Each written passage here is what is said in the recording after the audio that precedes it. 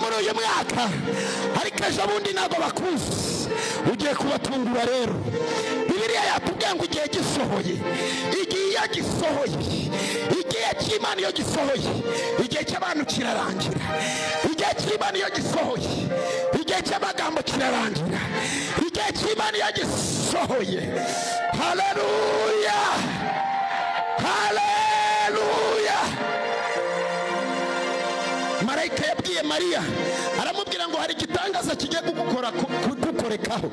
Aravuga ngo bizashoboka gute, bizagenda gute? Nta anko mfite, nta tante mfite, nta mashuri nise, nta bene wacu banyinjiza. Bizaca hehe? Bizaca mu yihe nzira? Marayika aramubwira ngo umwuka wera nevenion zagrona binia sota na koshali tandegrane. Bibiliya iravuga ngo umwuka wera azakuzaho, igicu cy'ishobora byose kizagutwikira. Ntabwo ari kubw'imbaraga zawe, ntabwo ari kubw'amashuri yawe, ntabwo ari uko ufite umuryango. Igicu cy'ishobora byose, imbaraga z'umwuka wera zizakuzaho, zizakuzaho. Haleluya.